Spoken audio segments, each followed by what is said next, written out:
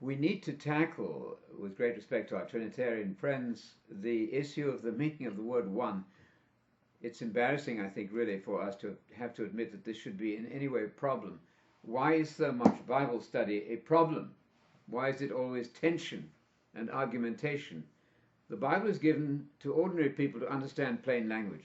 The word one in Hebrew and in English and in Greek means one.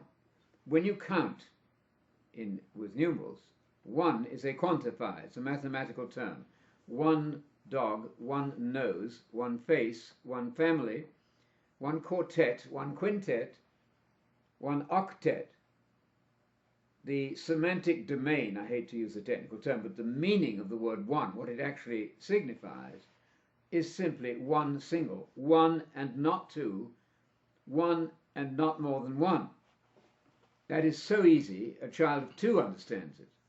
However, when we get to theology, under the pressure of trying to read the Trinity into the Bible, all sorts of amazing assertions are made, even, may I say, in one lexicon, an inferior one at this point, a lexicon known as the Theological Word Book of the Old Testament, where the author of the article on echad has the gall to say that the word one recognizes diversity. Let's think about that very carefully. The word one, we can say, is an adjective, a numeral adjective. It modifies any noun you like to mention in the universe. One family, one quartet, one centipede, one God. Any noun. What do you mean, sir, it recognizes diversity? It doesn't. The noun recognizes diversity. Let's think about that carefully. The noun, modified by echad, the simple word one, of course can recognize diversity, like family, like government, like couple, as in one flesh, 2 persons, as one. But the word one maintains through thick and thin. It's very easy, simple, mathematical unit. 1, not 2, not 3. Go to a dollar store and you're presented with the idea that the $1 item you just were about to purchase is really compound 1. What does that mean? $13? We're into la-la land, folks, when people are talking about one having a plural meaning. Check any of the really good lexicons and you won't find anything about one meaning compound 1.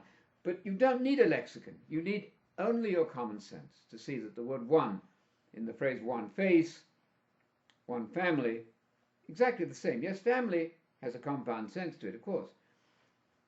But the word one face is quite clear. One knows one God. Now, if elsewhere you can find that God is more than one, that would be different. But one God means one person.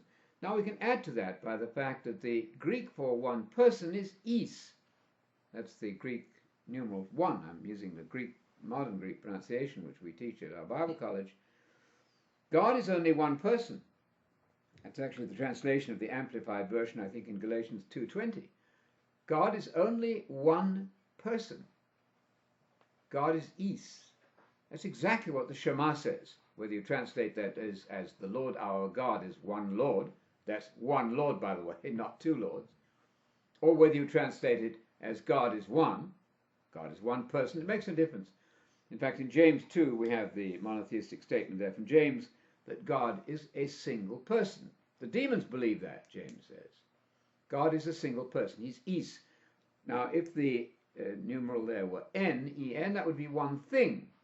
That would be quite different. But nowhere does it say that God is one thing. He is one single person. The exact parallel is found in 2 verses in the Old Testament where Abraham is said to be one person.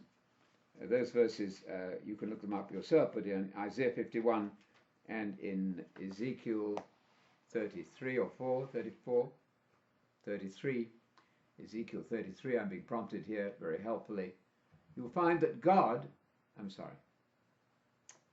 you will find that Abraham was one person. Abraham is in. He was one is, meaning, of course, one single person.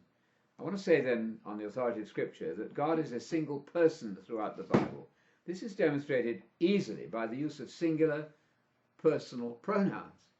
We all surely know that the word I, me, thee in the singular refer to a single person.